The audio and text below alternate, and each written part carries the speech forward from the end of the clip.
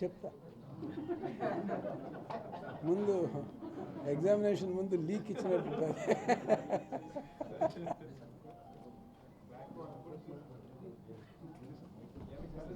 మీరు వెనక్కి వచ్చి వీళ్ళు వద్దంటారా మీరు వెనక్కి వచ్చి కనపడుతుంది అది బాగా ఫ్రీగా కనపడుతుంది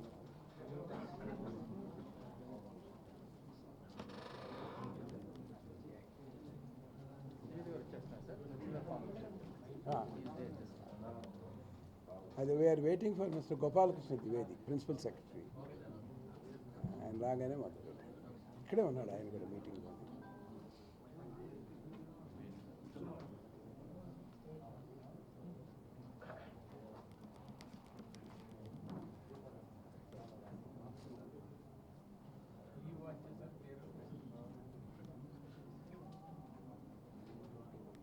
ఎలక్షన్ వాచ్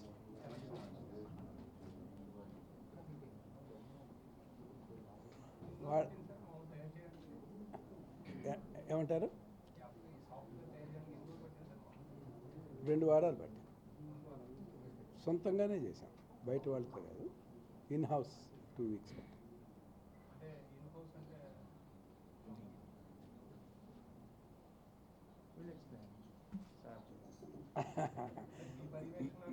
అంటే నన్ను అడిగితే ఆయన వైపు చూపిస్తాడు ఆయన అంటే నన్ను నా వైపు చూపిస్తాడు ఇన్ బిట్వీన్ ఉందన్నమాట ఆయన చెప్తాను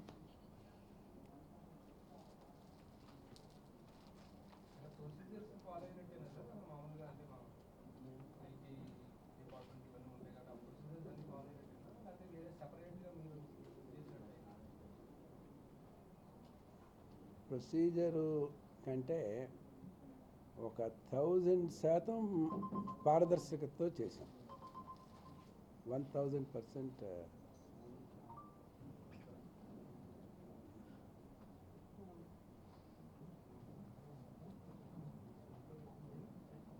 వస్తున్నారా ద్వివేది గారు వచ్చారా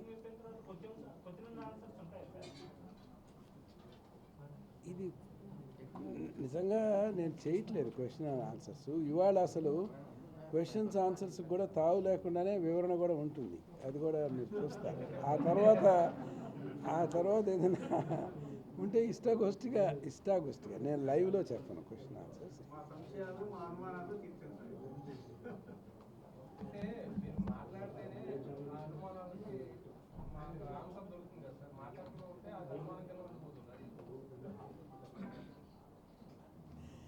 ఏం లేదు మన వాళ్ళు ఎక్కువ మాట్లాడతారు నేను తక్కువ మాట్లాడి ఎక్కువ పని చేద్దాం అనుకుంటాను నేను తక్కువ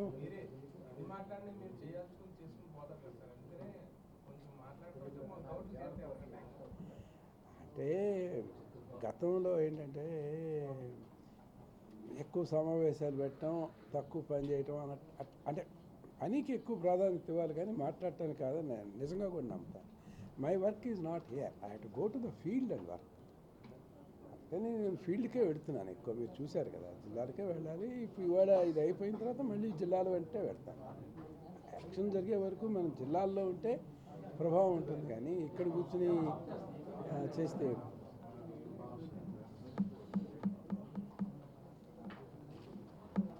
వస్తున్నారా ద్వివేది గారు బయలుదేరారా ఆయన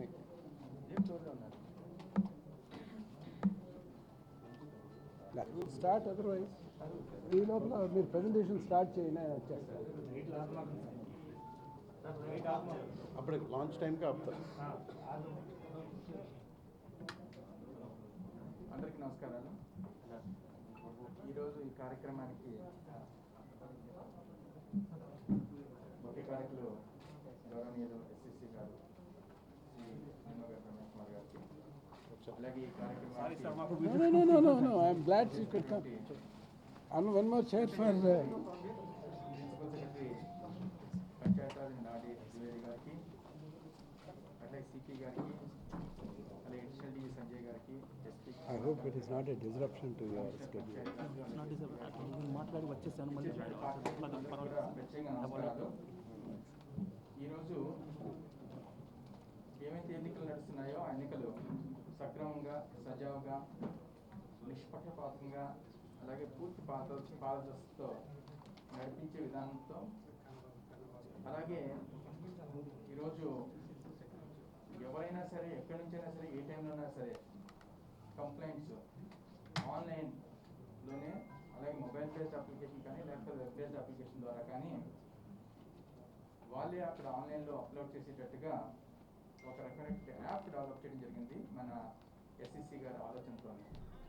దీనికి యాక్చువల్గా రిలయన్స్ స్టేట్ హెడ్ అయినటువంటి శ్రీ మదన్ మోహన్ గారు చాలా సపోర్ట్ ఇవ్వడం జరిగింది. అట్లాగే వారి తరఫున ముందుగా సాంబశివరావు గారు ఎవరైతే ఉన్నారో జియో తరఫున వారిని వచ్చి కొద్దిగా పుష్పగుచ్చం ఎస్సిసి గారి ద్వారా స్వీకరించవలసిందిగా కోరుతుంటారు. సాంబశివరావు గారు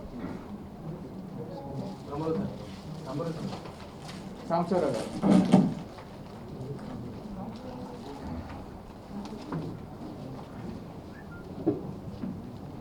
ఇలా మీరు అలాగే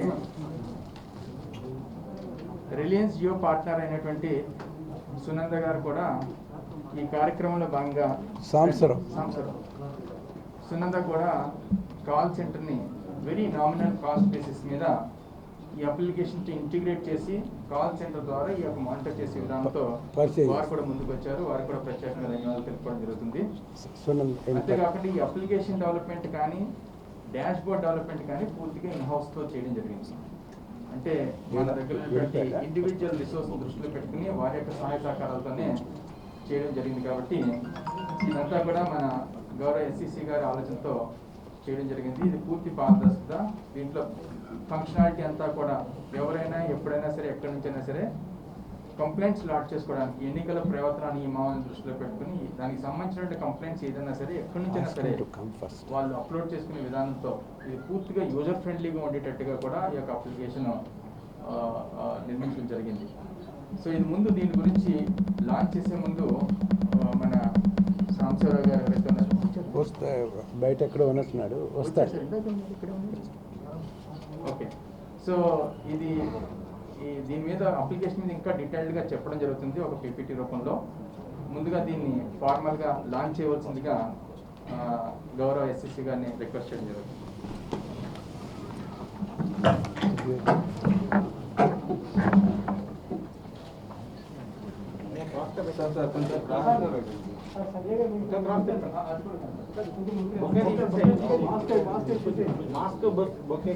అది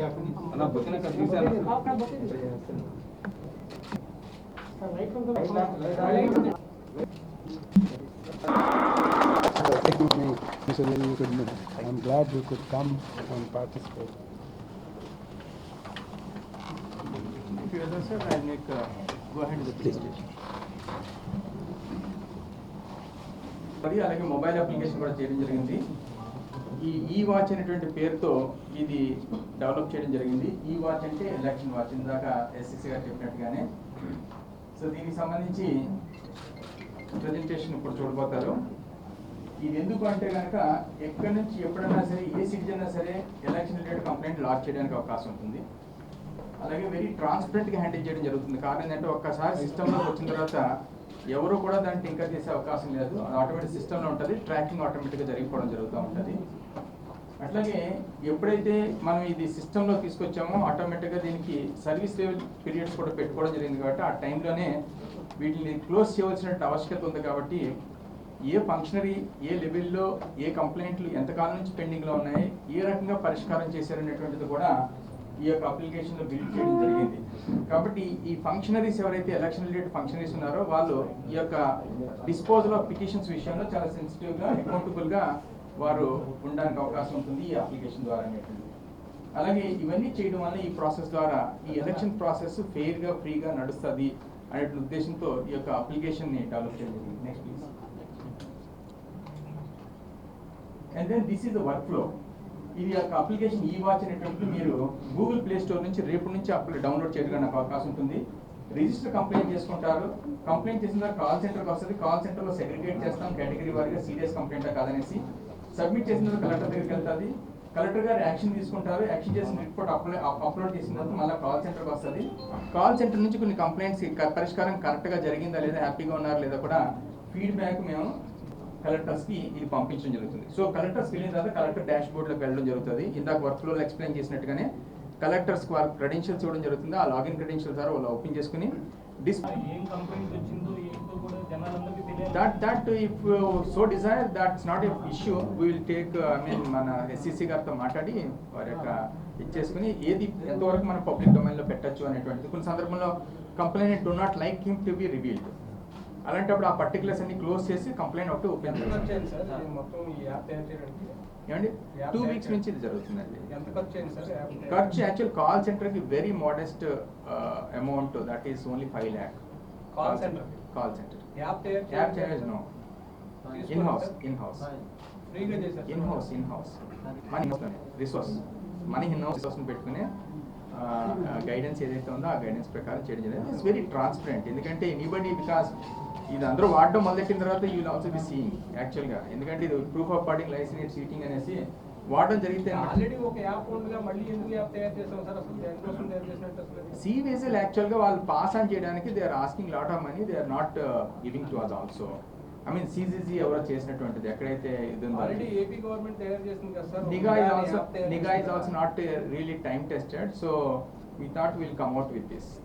సార్ ఈ యాప్ను టీడీపీ వాళ్ళు తయారు చేసి ఇచ్చినారని చెప్పేసి ఆరోపణలు చేస్తున్నారు. కోర్టుకు కూడా ఈ విషయం ఇది ఇన్ హౌస్ అండి చెప్పడం జరుగుతుంది దయచేసి, ఎందుకంటే రిసోర్స్ కూడా ఇన్ హౌస్. సో ఇది ఒకవేళ ఆ రకమైనటువంటి ఇది లేదు, ఎందుకంటే మేము ఎస్సీసీ తరఫున చేయడం జరిగింది కాబట్టి. రేపు పొద్దున్న మీరు ఎవరైనా సరే కంప్లైంట్స్ మీరు అప్లోడ్ చేసినప్పుడు పరిష్కారం విషయంలో ఏమైనా ఉంటే కనుక అది ఇంకో రకంగా తీసుకోవచ్చు, కానీ ఇది క్లియర్గా ఎవరైనా అప్లోడ్ చేసి ఎవరికైనా పరిష్కారం ఇస్తామన్నప్పుడు I think it doesn't hold.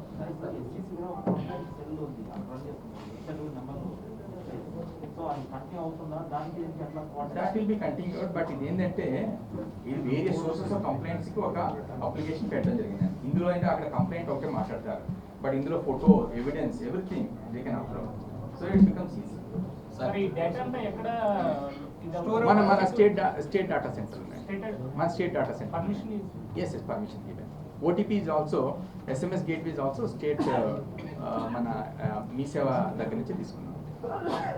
SMS gateway from మీ సేవ and the whole data is also lying in the hosted on the state data. Yes state data center లోనే స్టోర్ చేస్తాం ఈ డేటా అంతా. సార్ కంప్లైంట్ కు అప్డేట్ స్టేటస్ తెలుస్తుంటుంది sir. Yeah, that status is also possible. అంటే ఎవరు complaint చేస్తే వాళ్ళకి మాత్రమే తెలుస్తుంది. yes correct. కానీ రిఫరెన్స్ నెంబర్తో ఎవరైనా చూడాలంటే చూడొచ్చు, కానీ ఆ పర్సనల్ కంప్లైంట్ కార్డు పర్సనల్ అతను చూసే ఆప్షన్ ఇస్తాం.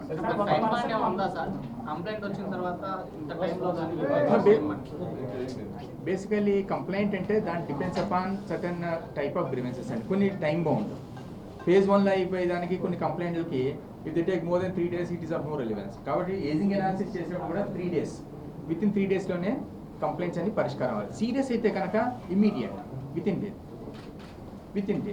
సార్ విలేజ్ లెవెల్లో ఇది యాప్ అప్లోడ్ చేయడానికి ఎవరైనా మీరు అవేర్నెస్ కానీ ఎందుకంటే దే విల్ బి యూజ్ జనరల్గా తెలియదు పొలిటికల్ పార్టీస్ యూజ్ చేసుకుంటాయి. అది కామన్ మ్యాన్గా నేను కంప్లైంట్ ఇవ్వాలని నాకు తెలియదు, నేను రైతుని అనుకోండి. చేయాలంటే అక్కడ ఏమైనా అసిస్టెన్స్ కానీ అవేర్నెస్ కానీ మీరు ఎవరైనా providing anything? Yeah, I think we'll take the support of the collectors ద్వారా చేయాలనుకుంటుంది కానీ వాళ్ళు చేయలేరు, భయం. అంటే వాళ్ళకి ఎవరికైనా వాళ్ళ పిల్లలు కానీ చెప్పిన I think we'll take the support of district administration. We'll take the support. Basically any complaint is to be sorted out maximum 3 days లోపలే. ఆయనకి అందులో తెలిసిపోతూ ఉంటుంది. ఎక్కడ అప్లోడ్ చేసిన తర్వాత ఆటోమేటిక్గా కంప్లైంట్ స్టేటస్ ఆయన చూసుకోవచ్చు ఎక్కడ ఉందన్నది. మన పర్సనల్ ఇంటిమేషన్ ఏమైనా అవసరం లేదండి. ఆయన సిస్టంలోనే ఆయన మొబైల్ ద్వారానే కంప్లైంట్ స్టేటస్ ఎప్పటికప్పుడు చూసుకోవచ్చు అండి. Not a problem. సార్ నిఘా యాప్ అనేది సరిగ్గా లేదా సార్? ఏంటి అసలు? It is not been put to use. That is what we know. Okay. So this is actually taking care of all the features. I think there is nothing wrong in using it because it's been developed in-house. ఇందాక వారు అడిగినట్టుగా మొత్తం server అంతా కూడా SDC మీదే ఉంది. SMS gateway కూడా మనము APT మీ సేవ నుంచి తీసుకోవడం జరిగింది. సార్ ఇప్పుడు బిఫోర్ మీరు టెక్నికల్ సాయం తీసుకున్నారంటే ఇప్పుడు కంప్లైంట్స్ వస్తున్న సందర్భంలో కూడా వాళ్ళదే సాయం తీసుకుంటారా? గవర్నమెంట్ ఉన్న IT విభాగాన్ని ఏమైనా తీసుకుంటారా మీరు అసలు సాయం? ఎవరైతే ఉపయోగించి చేసామో వాళ్ళ యొక్క సహకారంతోనే బక్స్ ఏమైనా వస్తే కానీ బక్స్ ఆర్డర్ మీరు చేసుకుంటారు. ఇది పారదర్శకం అంటున్నారు. రెండోది అంటే కంప్లైంట్ ఎవరైతే నాకు భయం ఉంటుంది సార్ మీరు కంప్లైంట్ చేస్తారు మీకు అది పబ్లిక్గా ఎవరికి వెళ్ళకూడదు. కానీ వర్కింగ్ ప్రైవేట్ వర్కింగ్ అనేది ఉంది ఇక్కడ మీ దగ్గర. వాళ్ళ దగ్గరికి వెళ్తే బయటకు వెళ్ళడానికి అవకాశం ఉంటుంది కదా, అందులో పారదర్శకత ఏముంటుంది అప్పుడు ఇంకా? What is it? ఇప్పుడు ఏదైనా కంప్లైంట్ వచ్చింది అనుకోండి, కాల్ సెంటర్ దగ్గర we can mass certain fields also. మీరు పెట్టే సెంటర్లో పంపించరు అనడానికి గ్యారెంటీ అని ఉందా? No, we can even mask identity of person and then mobile number of the person also. We mask it also. ఎందుకంటే కరెక్టే ప్రైవేట్ వ్యక్తులు అక్కడ మీ దగ్గర పనిచేస్తున్నారు బయటికి పంపించరు వాళ్ళకి పంపించడానికి వాళ్ళకి ఇన్ఫర్మేషన్ యాక్సెస్ లేనప్పుడు వాళ్ళు ఎలా పంపిస్తారు? Because they will not be knowing, because you prize very pertinent point. Call centre వాళ్ళు సెగ్రిగేషన్ చేసేటప్పుడు వాళ్ళకి కాల్ ఎవరైతే కంప్లైంట్ వాళ్ళ డీటెయిల్స్ ఇవ్వకూడదు అన్నారు. We will also mask the complainant name, complaint particulars కూడా వాళ్ళకి తెలియకుండా మాస్క్ చేస్తాం. కంప్లైంట్ తెలియదు, పేరు తెలియదు, ఏం తెలియదు, ఊరు తెలుస్తుంది కదా సార్. పలానా ఇన్సిడెంట్ జరిగిందని తెలుస్తుందిగా. నా మీద దాడి జరిగిందని చెప్పి నేను కంప్లైంట్ చేస్తాను సార్. అక్కడ నా ఇంటికి వచ్చి దాడి చేశారు రాత్రి పూట, ఒక 10 మంది వచ్చారని చెప్పి కంప్లైంట్ చేస్తాను. అది ఏ ఊరో తెలుస్తుంది, ఏ జిల్లా తెలుస్తుంది, ఎవరో తెలుస్తుంది. అవన్నీ తెలిసినప్పుడు ఆటోమేటిక్ గా వీళ్ళు వేరే దానికి వీళ్ళు ట్రాన్స్ఫర్ చేయడానికి అవకాశం ఉంటుంది కదా. అది ఎందుకండి అది ఓపెన్ పబ్లిక్ కంప్లైంట్ అండి. అది కంప్లైంట్ చేయడానికి రెడీగా ఉన్నాడు ప్రతి ఒక్కరు కూడా, కానీ వాళ్ళకి యాక్సెస్ లేదు. This access we are creating, they are ready also to face that. This is nobody to receive it అనుకునే పరిస్థితుల్లో ఇది ఒక ట్రాన్స్పరెంట్ మెకానిజం క్రియేట్ చేయడం జరిగింది. నేను భయపడితే ఏం కంప్లైంట్ ఇస్తలేదు నాకు తెలుసు, కానీ కంప్లైంట్ తీసుకునే పరిస్థితి లేనప్పుడు కంప్లైంట్ ఈ రకంగా ఛానలైజ్ చేసుకోవడానికి అవకాశం కల్పిస్తారు. అడుగుతున్న క్వశ్చన్ ఏంటంటే సార్, ప్రైవేట్ వ్యక్తుల ప్రమేయం ఎంత వరకు ఉంటుంది మీ దగ్గర?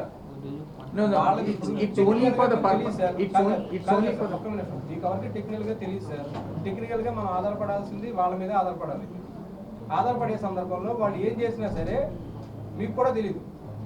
It will be knowing to us, that is not a problem, because whole domain knowledge ఇవన్నీ కూడా ఎస్ఈసి కమిషన్ పర్యవేక్షణలో జరగడం జరిగింది. తెలియకపోవడం అనేది ఏమి ఉండదండి.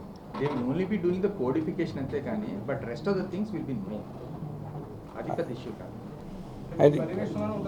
ఎస్ మీకు డొమైన్ నాలెడ్జ్ ఇచ్చినా ఇంకోటి ఇచ్చినా అంతా ఎస్ఈసి గారి ఇదిలోనే ఇచ్చారు కాబట్టి డొమైన్ నాలెడ్జ్ అంతా మా కంట్రోల్లో.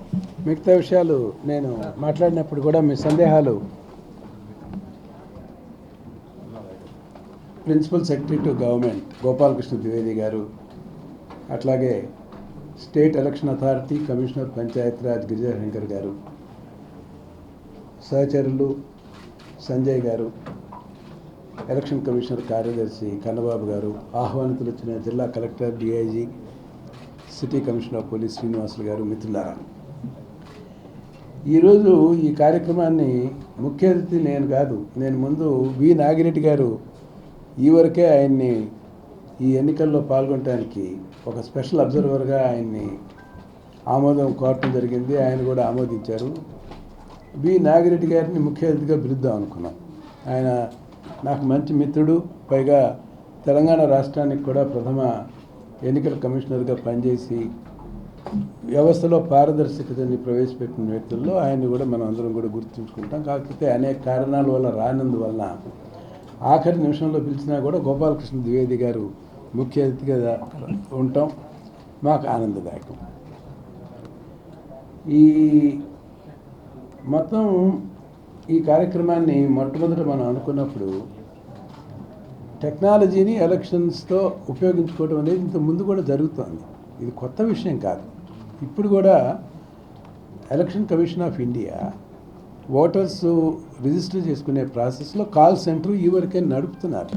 సెక్రటేరియట్లో విజయానంద్ గారి ఆఫీస్ పైన ఒక కాల్ సెంటర్ ఈరోజు కూడా పనిచేస్తుంది. ఆ కాల్ సెంటర్కి మనం ఎవరైనా అప్లికేషన్స్ పెట్టుకుని వాళ్ళ సమస్యలు చెప్పుకుంటే వాళ్ళు రిజిస్టర్ చేసుకుంటారు, దానికి సమాధానం ఇస్తారు. నా కంప్లైంట్ కూడా దాంట్లో ఉంది. నేను కూడా పౌరుడిగా నాకు ఓటు హక్కు కోసం అప్లై చేసుకున్నాను. అప్లై చేసుకున్నప్పుడు నాకు రాలేదు. నేను కాల్ సెంటర్ని అప్రోచ్ అయ్యాను. ఆ కాల్ సెంటర్లో నా కంప్లైంట్ కూడా ఉంది. వాళ్ళ దగ్గర నుంచి తీసుకున్న ఈ విధానాన్ని కొంచెం విస్తృతపరిచాం. ఎలక్షన్ కమిషన్ పరిధిలో వాళ్ళు చేస్తున్న కార్యక్రమాలని దాన్ని విస్తృతపరిచి ఇంకొక జవాబుదారీతనం వ్యవస్థలో తీసుకొచ్చి టెక్నాలజీ ద్వారా కొంత పారదర్శకత, నమ్మకం, ఈ ప్రాసెస్లో విశ్వాసం ఇదంతా ఎక్కువ చేయటం కోసం ఉపయోగించిన కార్యక్రమం ఇది. ఎలక్షన్ కమిషన్ వారి విధానాల్ని ఇతరులతో అంత తేలిగ్గా పంచుకోరు. వాళ్ళకు కొన్ని నియమ నిబంధనలు ఉన్నాయి, అవి కొంచెం కఠినమైనవి. అట్లా ఉండటం కూడా సహజమే, ఎందుకంటే కొన్ని డొమైన్ ఇష్యూస్ని డొమైన్ పరిధిలోనే పెట్టుకోవాలని చెప్పి ఎలక్షన్ కమిషన్ కోరుకుంటారు. ఇప్పుడు ఎలక్షన్ కమిషన్ దగ్గర ఉన్న బ్యాలెట్ బాక్సెస్ కూడా మనకి ఇవ్వరు, మెథడాలజీస్ కూడా మనకి చెప్పరు వాళ్ళు ఎట్లా చేస్తారు అది. అవన్నీ రహస్య విషయాలు. వాళ్ళు ఆ రహస్యాన్ని వాటిని అలా సేఫ్గార్డ్ చేసుకుంటూ వస్తున్నారు. సూచనలు సలహాలు మనం అడిగినప్పుడు వాళ్ళు తెలియజేస్తారు. ఆ రకమైన సహకారం మాత్రం తప్పనిసరిగా ఉంటుంది. స్టేట్ గవర్నమెంట్ కూడా నిఘా అనేది తీసుకురావటం మంచిదే, కాకపోతే అది మమ్మల్ని సంప్రదించి మన అవసరాలు ఏంటి, ఈ అవసరాలని దృష్టిలో పెట్టుకోకుండా చేశారు కాబట్టి మనకు అంత అనుగుణంగా ఉన్నట్టు తోచలేదు. నిఘా దాని మీద వాళ్ళు తీసిన యాప్ మీద నాకేమీ అపనమ్మకం ఉండటం కాదు, కానీ అది మా అవసరాలని దృష్టిలో పెట్టుకుని మన సహకారంతో ఎలక్షన్ కమిషన్ని సంప్రదించి ఎలక్షన్ కమిషనర్ తోడ్పాటు లేకుండా వాళ్ళంతా సొంతగా వాళ్ళు చేసుకున్నారు. ఆ నిఘా దాన్ని వాళ్ళు ఉపయోగించుకోవచ్చు. ఎలక్షన్ కమిషన్కి ఏమి సంబంధం లేదు.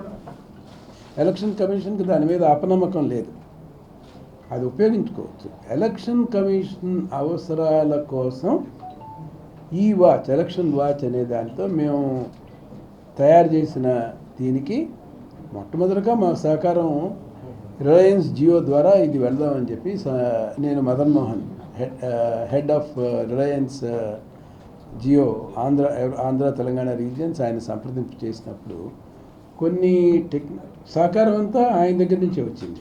వాళ్ళ జియో కాల్ సెంటర్ పార్ట్నర్నే మాకు నామినల్ కాస్ట్తో మాకు అనుసంధానం చేశారు ఆయన. కానీ వాళ్ళ ప్లాట్ఫామ్లో ఈ iOS ఈ ప్లాట్ఫామ్స్ అనుగుణంగా లేక, టెక్నికల్గా ఉన్న ప్రాబ్లమ్స్ని సాల్వ్ చేయలేక మనం ఇండిపెండెంట్గా యాప్ స్టోర్ ద్వారా దీన్ని వెళ్తున్నాం. లేకపోతే ఇది జియోలో అంతర్భాగంగా చేద్దాం అనుకున్నాం, జియో యాప్లో. కానీ సాంకేతికపరమైన సమస్యలు వచ్చాయి. అవి పరిష్కరించేంత సమయము, వ్యవధి వాళ్ళు పాపం ప్రయత్నం చేశారు, మేము ప్రయత్నం చేశారు, కానీ ఈ రెండింటికి అనుసంధానం కుదరకుండా ఇండిపెండెంట్ యాప్ కింద చేసాం. లేకపోతే ఇది జియో యాప్ కింద వెళ్ళి ఉండేది. అందుకనే నేను జియో నుంచి సాంబశివరావు వచ్చాడా, జియో నుంచి సాంబశివరావు కూడా వస్తారు వాళ్ళ తరఫున. నేను అతనికి కూడా, అతని ద్వారా ఆ ఆర్గనైజేషన్కి నా కృతజ్ఞత కూడా తెలియజేస్తున్నాను. కాల్ సెంటర్లో ఉన్న ఫిర్యాదులు స్వీకరించే ఎంప్లాయీస్ అన్ని కాల్ సెంటర్స్ లాగా అవుట్సోర్స్ ఉంటారు, కానీ మిగతా అన్ని వ్యవహారాలు మన ప్రత్యక్ష పర్యవేక్షణలో జరుగుతుంది. దీన్ని సూపర్వైజ్ చేసేది మేమే, వాడేది వాళ్ళం. మెకానికల్ ఫంక్షన్స్, కంప్యూటర్ స్క్రీన్ మీద కూర్చొని గవర్నమెంట్ ఉద్యోగులు ఎవరు ఇలాంటి పనులు చేయలేరు, మీ అందరికీ తెలుసు. అందుకని విధిగా మనం బయట వారిని వాళ్ళని వాడుతున్నాం తప్పితే మిగతావన్నీ మన స్వీయ నియంత్రణలో, మన పర్యవేక్షణలో పూర్తిగా జరుగుతాయి. అవుట్ సైడర్స్ ఎవరిని తీసుకోలేదు. దీన్ని మా సొంత ఆలోచనతో, సొంత దీంతో, కన్నబాబు గారికి మున్సిపల్ అడ్మినిస్ట్రేషన్లో ఉన్న అపారమైన అనుభవంతో, వారికి ఉన్న నాలెడ్జ్తో తక్కువ కాల వ్యవధిలో చేసాం. ఇది పర్ఫెక్ట్గా ఉంటుందా అంటే యూజ్ చేసిన తర్వాత ఎంతవరకు ఇది స్టెబిలైజ్ అవుతుంది, వాడిని కొద్దీ స్టెబిలైజ్ అవుతుంటాయి. చిన్న చిన్న సమస్యలు వస్తుంటాయి, పరిష్కరిస్తూ ఉంటాం. మొదటి ఫేజ్కి వస్తాయి, మొదటి ఫేజ్లో ఉన్న అనుభవాలు తీసుకుని సెకండ్ ఫేజ్కి వచ్చేసరికి ఇంకా పటిష్టం చేసుకుంటాం. థర్డ్ ఫేజ్కి వచ్చేసరికి స్టెబిలైజ్ అయిపోతుంది. ఎంత ఎక్కువగా యూజ్ చేసి దీన్ని ఈ అనుభవం దీంట్లో పొంది అనుభవం ద్వారా దీన్ని స్థిరపరుస్తాం. అంచేత నేను మొట్టమొదటిగా ప్రచార మాధ్యమాల ద్వారా అందరికీ ఏం విజ్ఞప్తి చేస్తున్నానంటే, ఎలక్షన్ సంబంధించి ఏ కంప్లైంట్స్ వచ్చినా దాన్ని అత్యంత సీరియస్గా, అత్యంత గోపనీయంగా కూడా స్వీకరిస్తాం, పరిష్కరిస్తాం. వచ్చిన కంప్లైంట్స్కి పరిష్కారం కూడా కనుక్కొని మళ్ళీ ఏం యాక్షన్ తీసుకున్నాం అనేది కూడా కంప్లైంట్కి బాధ్యతాయుతంగా తెలియజేస్తాం. ఇది ఎలక్షన్లో ఉన్న జవాబుదారీ.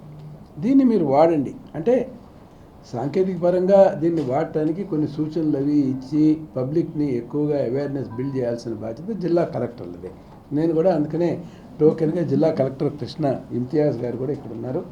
మీరు కూడా జిల్లా స్థాయిలో దీన్ని, ఈ యాప్ని, ఈ ఫీచర్స్ని మీరు పాపులరైజ్ చేయండి. It is simple to use. దీంట్లో తక్కువ సాంకేతికత ఎక్కువ ఉన్నప్పటికీ విషయ పరిజ్ఞానం, విషయ సూచిక ఇవన్నీ చాలా సింపుల్, యూజర్ ఫ్రెండ్లీగా తయారు చేశాం. ఇది మొదటి ప్రయత్నం. ఈ ప్రయత్నం ఖచ్చితంగా జయప్రదం అవుతుంది అని చెప్పేసి నాకైతే పూర్తి నమ్మకం నాకు కూడా ఉంది. ఇక రెండవది, ఈ ఎన్నికల సందర్భంగా నేను ఒక ప్రత్యేకంగా అప్పీల్ చేసేది ఏంటంటే, ఎలాగైతే మామూలుగా ఎన్నికలను వెనక పండగ వాతావరణంలో జరుపుకుంటారో అలా ఎక్కువ మంది కూడా బయట ప్రాంతాల నుంచి ఉన్న వాళ్ళందరూ కూడా దయచేసి సంక్రాంతికి ఎలా వస్తున్నామో, పండగలకి పర్వదినాలకి ఎలాగైతే వస్తున్నామో అలా మీ సొంత గ్రామాలకి తప్పకుండా రండి. ఎన్నికలు చక్కగా జరుగుతున్నాయి. జిల్లా కలెక్టర్లు, ఎస్పీలు వాళ్ళ నేతృత్వంలో వీళ్ళందరూ ఎంతో బాధ్యతాయుతంగా, ఉన్న కాల పరిమితి తక్కువైనప్పటికీ కూడా పూర్తి పారదర్శకతో, హింసకి తావు లేకుండా ప్రతి ఒక్కళ్ళు ఓటు నిజాయితీ వేసుకునే రకంగా ఒక నిజాయితీతో, ఒక నిబద్ధతతో, అంకిత భావంతో ఈరోజు వ్యవస్థ మొత్తం పనిచేస్తుందని చెప్పడానికి నేను చాలా సంతోషిస్తున్నాను. ఆంధ్రప్రదేశ్ రాష్ట్రంలో మన జిల్లా యంత్రాంగం చాలా పరిపుష్టిగా ఉంది. ఎక్కువ మంది యువాధికారులే ఉన్నారు. ఎక్కువ మందికి ఉత్సాహత ఉంది. నేను కూడా జిల్లాల వారీగా ఇప్పటి వరకు 8 జిల్లాలు పర్యటన చేశాను. ఈరోజు మొదలుపెట్టి ఈరోజు ఇంకొక 2 జిల్లాల పర్యటన అయిపోతుంది. ఇవాళ కృష్ణా జిల్లా రివ్యూ చేస్తాం. తర్వాత సాయంకాలం చిత్తూరు జిల్లా పర్యటన కూడా చేస్తాం. కొత్త కలెక్టర్ గారు కూడా వచ్చారు. ఆయనకి కూడా నేను సూచనలు ఇచ్చాను. వచ్చిన తర్వాత మిగతా 3 జిల్లాలు, రేపు గుంటూరు సాయంకాలంతో రాష్ట్రంలో 13 జిల్లాలు నేను వ్యక్తిగతంగా మొదటి విడతగా పర్యటించడం జరిగిపోయింది. నా స్థానం ఇక్కడ కాదు. నేను కేవలం 4 గోడల మధ్య కూర్చుని నేను పరిమితమై ఎలక్షన్స్ నడపకూడదు. నేను ఫీల్డ్లో ఉండాలి. ఫీల్డ్లో నిఘా పనిచేయాలి, వ్యవస్థ పనిచేయాలి, వ్యవస్థను జవాబుదారీతనంతో పనిచేయించాలి, సూచనలు ఇవ్వాలి. కానీ నేను వాళ్ళకి ఇబ్బంది పెట్టకూడదు. జిల్లాలకి నిరంతరం వెళుతూనే ఉంటాను. ఈ నిఘా యంత్రాంగం ఏదైతే ఉంటుందో ఇది నాకు పనిచేసే ఒక మంచి వనరు. నేను ఎక్కడున్నా నా ల్యాప్టాప్ మీద దీని మీద సంబంధించిన అన్ని కంప్లైంట్స్ ఎప్పటికప్పుడు నా దృష్టికి వస్తుంటాయి. సీరియస్ కంప్లైంట్స్ ఏవైతే ఉన్నాయో వాటిని డీఎస్కలేట్ చేయకపోతే అరగంట లోపల డీఎస్కలేట్ చేసి దాన్ని కేటగిరీ 1 నుంచి కేటగిరీ 2కి డీఎస్కలేట్ చేయాలి. చేయకపోతే నేను జిల్లా కలెక్టర్స్ని కానీ ఎస్పీస్ని కానీ దాన్ని బాధ్యులుగా చేస్తాను. ఈ సీరియస్ ఇన్సిడెంట్స్, ఈ బూత్ క్యాప్చర్, వీటి ప్రభావం ఎంత తీవ్రమైన ప్రభావం ఉంటుందంటే వీటిని సరైన సమయంలో జిల్లా యంత్రాంగం పరిష్కరించకుండా విఫలమైతే ఎలక్షన్ ప్రక్రియని నేను రద్దు చేయాల్సి వస్తుంది, నిలిపివేయాల్సి వస్తుంది. అటువంటి కఠిన నిర్ణయాలు తీసుకోవటానికి ఇది నాకు సాయంగా ఉంటుంది. అంచేత వ్యవస్థలో ఎవరు అలక్ష్యంతో పనిచేయడానికి వీలు లేదు. వ్యవస్థ జవాబుదారీతనంగా పనిచేయటం కోసం ఇది నాకు చాలా ఉపయుక్తంగా ఉంటుంది. ఇప్పుడు సంజయ్ గారు ఉంటారు, నేను ఉంటాము. ఎన్ని ప్రదేశాలన్నీ మేము స్వయంగా తిరగలేం కదా. అంచేత సాంకేతిక పరిజ్ఞానాన్ని ఉపయోగించి అతి తీవ్రమైన విషయాలు ఏదైతే ఉన్నాయో వాటికి పరిష్కారం మనం కనుక్కొని దాన్ని పరిష్కరించి డీఎస్కలేట్ చేసి పరిష్కారం చేసామని కంప్లైంట్కి చెప్పడం ద్వారా చేయాలి అనేది దీంట్లో ఉన్న ప్రయత్నం. ఈ ప్రయత్నం మనం నేర్చుకున్న పాఠాలతో ఇంకా పటిష్టం అవుతుంది అని చెప్పేసి నేను తప్పకుండా భావిస్తున్నాను. నాకు పూర్తి విశ్వాసం ఉంది. ఎందుకంటే సాంకేతిక పరిజ్ఞానం ఈరోజు అందరికీ అందుబాటులో ఉంది. ఎంతోమంది టాలెంటెడ్ పీపుల్ డిపార్ట్మెంట్స్లో అందరూ ఉన్నారు. ఎన్నో ఆవిష్కరణలు చేశారు. ఇవి చాలా గొప్ప విషయాలేం కాదు. ఉపయోగించాలి అనేదే నిర్ణయం కనుక ఒకసారి మనం కనుక తీసుకున్నట్లయితే ఈ వనరులన్నీ మనకు అందుబాటులో ఉంటాయి. అంచేత ఒక దృఢ నిశ్చయం ముఖ్యం. ఒక దృఢ నిశ్చయం, ధ్యేయం ముఖ్యం కనుక అయితే వ్యవహారానికి పరిష్కారాలన్నీ టెక్నాలజీలో ఆటోమేటిక్గా వస్తుందనే దానికి ఈ వాచ్ నిదర్శనం. దీంట్లో ఏముంది, కంప్లైంట్ చేస్తాడు, కంప్లైంట్ చేసిన ప్రతి మనిషికి కంప్లైంట్ నెంబర్ ఇస్తున్నాము. ఈ కంప్లైంట్స్ అన్నీ ఒక కాల్ సెంటర్కి వెళ్తున్నాయి. కాల్ సెంటర్లో ఉన్న ఉద్యోగులు ఆ కంప్లైంట్స్ని లాగిన్ చేస్తారు. డిపార్ట్మెంట్ పర్యవేక్షణలో, సీనియర్ అధికారుల పర్యవేక్షణలో కాల్ సెంటర్ నడుస్తుంది. దాంట్లో ఉన్న వాళ్ళు ఎవరు ప్రైవేట్ వ్యక్తులు కాదు. దీంట్లో ఉన్న నిర్ణయాలు తీసుకునేదంతా డిపార్ట్మెంట్ అధికారులు. తీసుకున్న నిర్ణయాలన్నీ ఇమీడియట్గా పారదర్శకంగా కలెక్టర్ గారికి, స్టేట్ ఎలక్షన్ కమిషనర్కి ముందు వస్తాయి. వచ్చిన తర్వాత వీటికి పరిష్కారం కనుక్కున్న తర్వాత పరిష్కారం కాల్ సెంటర్ నుంచే, వాళ్ళ దగ్గర నుంచే ఒక కాల్ రూపంలో దీనికి పరిష్కారం ఈ రకంగా చేశాము, మీ ఇది మీరు సంతృప్తి చెందారా లేదా అనే వివరణ కూడా తీసుకుంటున్నాం.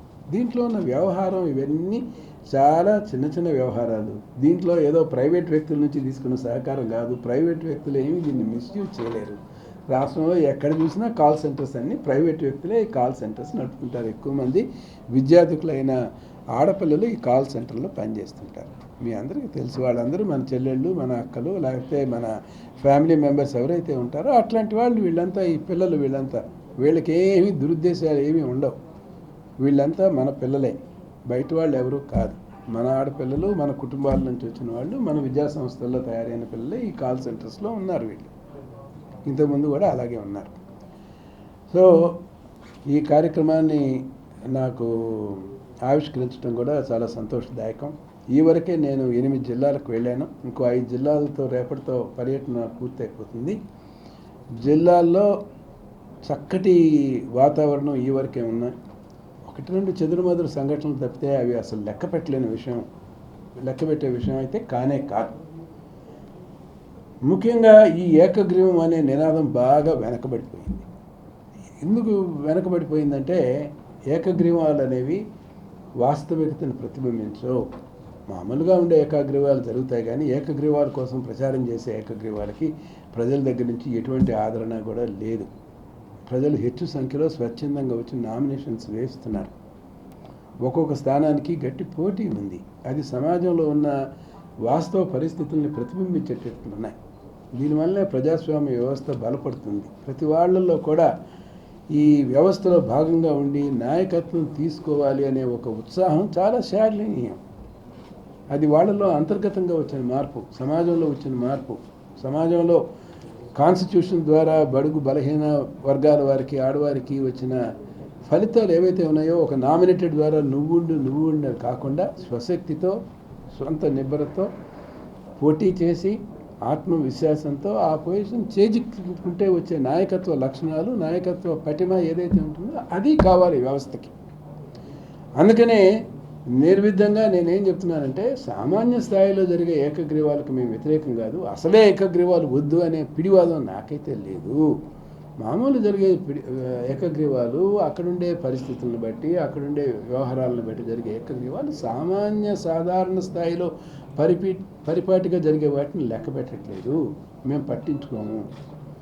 అసాధారణంగా జరిగే వాటిని మాత్రమే దీన్ని ఒక తీవ్రమైన విషయంగా చేస్తాం. ఎక్కువ సంఖ్యలో కనుక ఏకగ్రీవాలు కనుక జరిగితే అది కొంత వ్యవస్థలో వైఫల్యంగా భావించాల్సి వస్తుందని నేను జిల్లా అధికారులందరికీ కూడా ప్రత్యేకంగా సూచన ఇవ్వటం జరిగింది. దానికి అనుగుణంగా ఈరోజు ఈ ఏకగ్రీవాలు గతంలో 2006లో చూస్తే 2013లో పడిపోయాయి. 2013లో చూసిన తర్వాత దీర్ఘకాలం తర్వాత జరుగుతున్న ఎన్నికల తర్వాత ఇంకా గణనీయంగా కూడా ఈసారి ఏకగ్రీవాలు గణనీయంగా పడిపోనున్నాయని చెప్పేసి నేను ఘంటాపథంగా చెప్తున్నాను. ఆరోగ్యకరమైన వాతావరణంలో జరుగుతున్నాయి. విభిన్న స్వరాలు కూడా వస్తాయి.